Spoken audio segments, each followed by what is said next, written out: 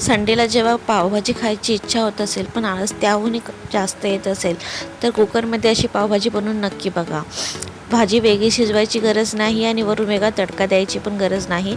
एकदम street style जशी पावभाजी लागते तशीच घरी बनवली. पावभाजीमध्ये मोस्टली बटाटा आणि टोमॅटोची क्वांटिटी जास्त ठेवायची. त्यासाठी लसूण, अद्रक, 2 लाल सुक्या मिरच्या आणि जिरे याची पातळ अशी पेस्ट करून घ्यायची. काश्मीरी लाल सुकी मिरची यूज करा, त्याने भाजीला कलर चांगला येईल. सर्व भाज्या चिरून घ्यायच्या आहेत. बटाटा, फ्लॉवर, गाजर, शिमला मिरची, कांदा, टोमॅटो, 3-4 हिरव्या मिरच्या, कोथिंबीर. कुकरमध्ये बटरसोबत थोडंसं तेल टाका म्हणजे बटर जळणार नाही. कुकरमध्ये तेल आणि बटर टाकून थोडंसं जिरा आणि कांदा टाकून परतून घ्यायचं आहे ब्राऊन होतपर्यंत. त्यानंतर याच्यामध्ये 3 हिरव्या मिरच्या टाकल्यात मी. 1-2 हिरवी मिरची नक्की टाका, त्याने टेस्ट छान येते. शिमला मिरची आणि वाटाणे पण मी याच्यात टाकले आहे. थोडेसे सॉफ्ट होतपर्यंत मी याला परतलेत.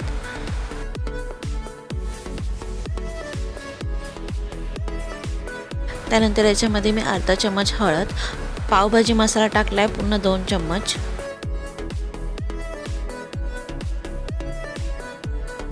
लाल तिखट घरचा मसाला. मसाले तेलात परतल्यावर याच्यात मी थोडंसं पाणी टाकलं आहे कारण मसाले जळू नये म्हणून.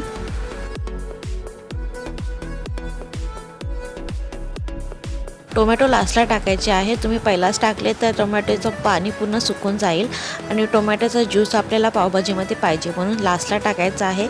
जो शिजवताना पूर्ण पावभाजीमध्ये छान मिक्स होऊन जाईल.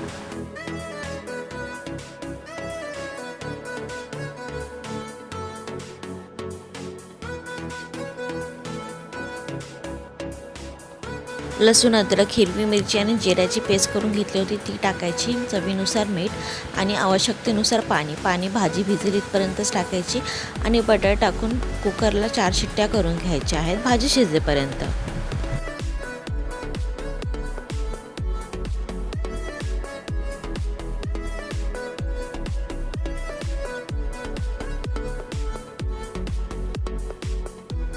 कुकरची हवा गेल्यावरती कुकर खोलायचा आहे आणि भाजी मॅश करून घ्यायची आहे. भाजी मॅश करून घेतल्यावरती भाजी रेडी आहे. वरून बटर टाकून छान पावासोबत खायला गरम गरम एकदम स्ट्रीट स्टाईल.